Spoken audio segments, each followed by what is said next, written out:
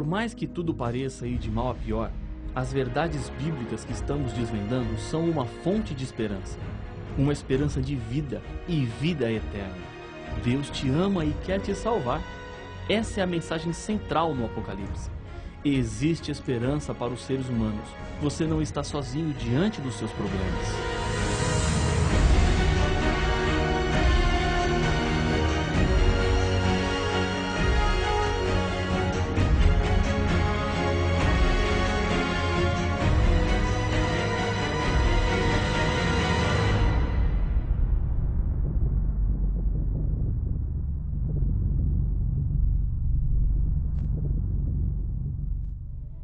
Deus quer, mais do que qualquer ser humano, colocar um fim em todo o mal e sofrimento.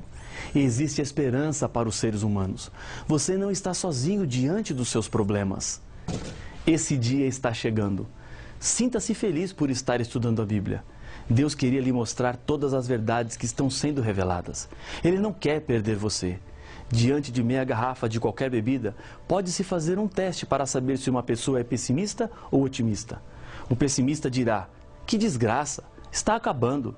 Já o otimista dirá, que bom que ainda tem meia garrafa, vou aproveitá-la. Algo semelhante ocorre quando estudamos esses temas do Apocalipse. Alguns lamentam ao compreender que foram enganados durante toda a vida. Outros dão graças a Deus por terem descoberto a verdade e agora poderem decidir ficar do lado dela. No livro do Apocalipse, encontramos o último chamado de Deus para os moradores da terra através da mensagem de 3 anjos que cruzam o meio do céu. As armas do diabo são apresentadas em todo o livro. Nenhuma mensagem tem tanta importância como o Apocalipse para os nossos dias. A sua mensagem é tão crucial que Deus pronunciou uma terrível sentença sobre todo aquele que tentar alterar as suas verdades. Uma das grandes revelações que Deus faz no Apocalipse é a respeito do que ele chama de o mistério de Babilônia, a grande meretriz, e como o conteúdo dessa mensagem pode afetar a nossa salvação.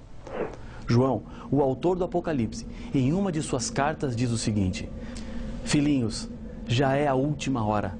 E como ouvistes que vem o anticristo, também agora muitos anticristos têm surgido, pelo que conhecemos que é a última hora. 1 João capítulo 2, verso 18. O texto não fala de apenas um anticristo, mas de muitos. Anticristo é aquele que se coloca contra Cristo. O diabo é o inimigo de Cristo e ele tem muitas formas de apresentar-se, usando diferentes instrumentos e disfarces. Por isso, muitos anticristos lutam contra Cristo. Existem 2 maneiras de colocar-se contra, dentro desse contexto do grande conflito entre Deus e o diabo. A primeira é atacando e perseguindo. A segunda não envolve violência, mas é possível destruir Jesus, projetando uma imagem falsa dele, assumindo seu lugar, fazendo-se passar-se por ele. Com isso, o diabo tem também a sua igreja, um falso movimento religioso, onde ele colocou-se no lugar de Jesus para levar mais pessoas à perdição. É doloroso descobrir que, pensando que estávamos servindo inocentemente a Deus, estávamos, na verdade, servindo ao inimigo de Deus. As características da igreja verdadeira, conforme Apocalipse capítulo 14, verso 12, são: primeira, guardar os 10 mandamentos de Deus. Segunda, ter a fé em Jesus. Na proclamação do segundo anjo, que voa pelo meio do céu, Deus faz uma advertência para as pessoas que estão nas falsas igrejas. Caiu, caiu, a grande Babilônia que tem dado a beber a todas as nações do vinho da fúria de sua prostituição. Apocalipse 14, verso 8. O texto aqui está se referindo a uma confusão simbólica, pois a cidade de Babilônia foi destruída nos tempos do Antigo Testamento, e a profecia de Isaías, capítulo 13, versos 19 a 21, diz que essa cidade nunca mais seria habitada. Babilônia está referindo-se à falsidade religiosa que tenta parecer ser Cristo, mas na verdade é uma das estratégias do diabo. Em Apocalipse 12, a igreja verdadeira de Deus é identificada como uma mulher pura. E aqui encontramos Babilônia, a igreja falsa, envolvida em prostituição. Essa imagem demonstra claramente uma igreja que abandonou Jesus e seguiu outras paixões, entregando-se e corrompendo sua pureza. Deus não deixa os seguidores de Babilônia abandonados, sem nenhuma advertência. Em Apocalipse capítulo 18, falando sobre a queda de Babilônia, o anjo do Senhor adverte: retirai-vos dela, povo meu, para não serdes cúmplice em seus pecados e para não participardes dos seus flagelos. Apocalipse capítulo 18, verso 4. Existem pessoas sinceras em Babilônia, que ao ouvirem o chamado de Jesus, demonstrarão obediência e virão para o lado da verdade. Essa verdade que as revelações da Bíblia estão colocando diante dos seus olhos. O capítulo 17 de Apocalipse descreve detalhadamente Babilônia. O anjo vem e apresenta-se dessa maneira a João: vem, mostrar-te-ei o julgamento da grande meretriz, que se acha sentada sobre muitas águas, com quem se prostituíram os reis da terra, e com o vinho de sua devassidão foi que se embebedaram os habitantes da terra. Apocalipse capítulo 17, versos 1 e 2. João continua descrevendo sua visão. Agora, transportado para um deserto, ele vê uma mulher montada em uma besta escarlate, besta repleta de nomes de blasfêmia, com 7 cabeças e 10 chifres. Achava-se a mulher vestida de púrpura e de escarlata, adornada de ouro, de pedras preciosas e de pérolas, tendo na mão um cálice de ouro transbordante de abominações e com as imundícias de sua prostituição. Na sua fronte achava-se escrito um nome, um mistério: Babilônia, a grande mãe das meretrizes e das abominações da terra. Apocalipse capítulo 17, versos 3 a 5. O nome dessa igreja falsa é Babilônia. E para saber onde está Babilônia hoje, precisamos entender quem era a Babilônia de antigamente. 3 características marcaram a história dessa cidade. Primeira, a Babilônia antiga teve as suas raízes na construção da Torre de Babel, meio pelo qual os seres humanos tentaram se proteger dos juízos divinos, que viriam porque eles decidiram viver longe da vontade de Deus. Eles queriam colocar-se no lugar de Deus e chegar até o céu com a construção. Segunda, Babilônia foi a perseguidora do povo de Deus. Nabucodonosor foi o responsável pela destruição de Jerusalém. Terceira, Babilônia era uma cidade envolvida pela idolatria a muitos deuses, especialmente no culto ao Deus Sol. Essas características nos esclarecem sobre o movimento de Babilônia nos últimos dias na história desse mundo. Existe um poder religioso colocando-se no lugar de Deus, reivindicando para si prerrogativas que são apenas de Deus, como o poder perdoar pecados e nunca errar? Existe um movimento religioso que perseguiu o povo de Deus no passado, que queria viver de acordo com a Bíblia? Existe um movimento que promova hoje o culto ao Deus Sol, mudando o dia de guarda do sábado para o domingo? A resposta a todas essas perguntas é sim. E você consegue facilmente identificar a Babilônia moderna. A profecia de Apocalipse 17 apresenta também outras características da igreja falsa. Ela está sentada sobre muitas águas, diz o verso 1. O próprio livro do Apocalipse interpreta o que significa. As águas que viste, onde a meretriz está sentada, são povos, multidões, nações e línguas. Apocalipse capítulo 17, verso 15. Essa mulher também se prostituiu com os reis da terra, conforme apresenta o verso 2. Isso quer dizer que essa igreja conseguiu o apoio dos reis e governantes de todas as partes do mundo. Ela embebedou os habitantes da terra com o vinho de sua devassidão, apresenta o verso 2. Vinho é o suco de uva fermentado.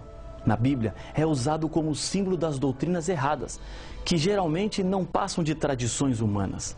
É possível, pela Bíblia e os movimentos religiosos que se associam à Babilônia, identificarmos algumas dessas doutrinas que foram adulteradas. Deus, na Bíblia, nos revela o que Ele exige da sua igreja verdadeira. Guarde os 10 mandamentos da Bíblia de Êxodo 20, que foram escritos em tábua de pedra pelo dedo de Deus. Respeite e guarde o dia santificado pelo Senhor, o 7º dia, o sábado, conforme Êxodo 20, verso 8, Isaías 58, verso 13. Não adore ídolos e imagens de escultura, conforme adverte o 2º mandamento, Êxodo capítulo 20, versos 4 a 6, Salmo 115. Se prepare para a volta de Jesus, o momento do grande encontro, quando o mal será para sempre destruído. Essa promessa é a grande razão da existência do nosso mundo. João, capítulo 14, versos de 1 a 3. Ensine que os mortos estão na sepultura e aguardam a ressurreição, que acontecerá apenas quando Jesus voltar. Eclesiastes, capítulo 9, verso 5. João, capítulo 5, verso 28 e 29. 1 Tessalonicenses, capítulo 4, verso 16 a 18. Ore a Deus em nome de Jesus, que é o nosso único intercessor. João 14, verso 13, Salmo 65, verso 2, que confesse os pecados a Jesus, pois ele morreu no lugar do ser humano e pode limpá-lo da culpa do pecado. 1 João 1, 9, capítulo 2, verso 1 e 2. Tenha a Bíblia como regra de fé e prática. João capítulo 5, 39, Apocalipse capítulo 1, verso 3. Cuide do corpo, não usando alimentos considerados por Deus como imundos, deixando de lado o uso de bebidas alcoólicas, fumo e drogas. 1 Coríntios capítulo 3, versos 16 e 17 e Levítico 11. Deus espera que o homem adore apenas ao Criador, pois somente Ele é digno de adoração. Apocalipse capítulo 14, verso 7, Êxodo 20, verso 3. Tenha como mediador apenas Jesus Cristo. 1 Timóteo capítulo 2, verso 5. Babilônia adulterou a verdade e espera que a igreja guarde mandamentos de homens segundo tradições de homens. O segundo mandamento foi tirado e o 10º dividido em 2. Respeite o domingo sem base bíblica, que na lei dos homens tornou-se o 3º. Adorem, rezem e venerem ídolos e imagens de gesso e madeira. Colocou-se assim intercessores entre os seres humanos e Deus, que nada fizeram pela nossa salvação, assim como Jesus fez, porque ele enfrentou a morte de cruz. Não acreditem e nem se preparem para a volta de Jesus. Assim, continuem vivendo do modo que estão vivendo, como se nada diferente fosse acontecer. A ideia de céu, inferno, purgatório, ou seja, que existe vida logo após a morte. Que as pessoas orem a homens, a santos e acendam velas para quem já morreu. Que confesse os pecados a homens e deles busquem o perdão. Que coloque a tradição acima da Bíblia, dando a um ser humano a autoridade de mudar ou dizer o que é certo ou errado. Coma de tudo e beba de tudo. Que adore a criatura, aos apóstolos e a santos, que são escolhidos pelos próprios líderes religiosos. Que Maria seja colocada como mediadora, assim como Jesus Cristo é. E o batismo de crianças. Babilônia também embebedou as pessoas com seu vinho. Quando uma pessoa está bêbada, não percebe o que faz. Muitas coisas são feitas sem se preocupar com as consequências. Esse é um sério convite para revermos os fundamentos da fé bíblica. Não devemos crer simplesmente porque os nossos avós criam assim, ou fazer algo porque todo mundo faz. A Bíblia está nos mostrando de onde viemos e para onde vamos. Pode parecer chocante a Bíblia falar coisas tão duras e contundentes de uma igreja, na qual muitas pessoas pensavam que estavam servindo a Deus. A advertência divina é direta: retirai-vos dela. E Babilônia tem também as suas igrejas filhas, ou seja, essa igreja gerou outras igrejas. Se existem mãe, existem filhas, que de alguma maneira se parecem com a mãe. Algumas das doutrinas das filhas não provêm da Bíblia, mas da mãe. São igrejas que conservam alguns dos vícios e a conduta religiosa equivocada da grande Babilônia. No verso 6 de Apocalipse 17, a Bíblia diz: Então vi a mulher embriagada com o sangue dos santos e com o sangue das testemunhas de Jesus. O texto fala novamente sobre a perseguição. Babilônia, em um momento da história, foi intolerante com os cristãos fiéis, pelo único motivo de que eles não aceitavam seguir as tradições religiosas e preferiram obedecer à palavra de Deus. Ao mesmo tempo, existem pessoas sinceras e inocentes que ainda não perceberam a verdade descrita pela profecia e continuam em Babilônia. Essas pessoas precisam sair de lá para que não se percam. Estou lhe apresentando tudo isso porque existem verdades que você precisava saber. A história do planeta já está chegando ao fim. Não há mais tempo para dúvidas. A voz de Deus está sendo ouvida claramente. A Bíblia está à disposição de todos que querem, para não serem levados pela opinião dos homens.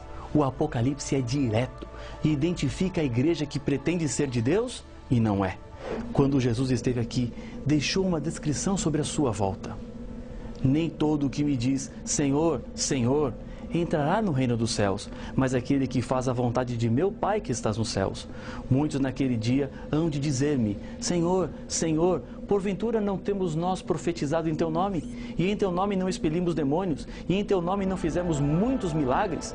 Então lhes direi explicitamente: nunca vos conheci, apartai-vos de mim, os que praticais a iniquidade. Mateus capítulo 7, versos 21 a 23. A salvação está estendida para aqueles que fazem a vontade de Deus. É possível praticar iniquidade achando que está servindo a Deus.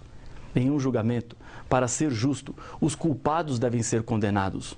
O juízo divino é justo, e isso significa que haverá condenação. E Deus não quer que você seja condenado, mas sim, Deus espera que você seja salvo. Pedro encontrou-se certa vez com um grupo de pessoas que descobriram que estavam equivocadas quanto à sua religiosidade. Diz a Bíblia: ouvindo eles estas coisas, compungiu-se-lhes o coração e perguntaram a Pedro e aos demais apóstolos: que faremos, irmãos? Respondeu-lhes Pedro: arrependei-vos e cada um de vós seja batizado em nome de Jesus Cristo, para a remissão dos vossos pecados, e recebereis o dom do Espírito Santo. Atos capítulo 2, verso 37 e 38. O batismo representa o começo de uma nova vida em um novo caminho. É abandonar o passado e viver a verdadeira fé bíblica. Esse é o chamado de Deus para a sua vida. Siga a Bíblia e você estará num caminho seguro que te levará para a salvação. Não tenha receio de fazer o que é certo. Não se preocupe com aquilo que os outros vão achar. Essa decisão só você pode tomar e ela fará toda a diferença na sua vida. Amigo, amiga, agora é o momento. Hoje, Deus te espera para marcar a sua decisão, a sua entrega. Eu quero lhe convidar, mais uma vez, feche os seus olhos e vamos falar com Deus. Senhor, uma decisão está sendo tomada agora. Este teu filho, esta tua filha que ora comigo, aceitou Jesus Cristo como seu Salvador e decidiu viver de acordo com a tua palavra. Abençoa com teu Espírito esta decisão, em nome de Jesus. Amém.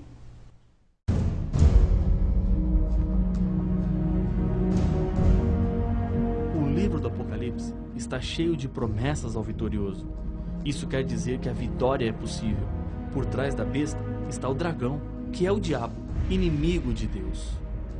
Sê fiel até a morte, e dar-te-ei a coroa da vida. Mas então, para podermos vencer a besta e ganhar a vida eterna, temos que ser fiéis e morrer?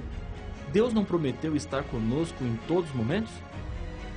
As respostas para suas dúvidas se encontram no próximo episódio de Apocalipse, o fim revelado.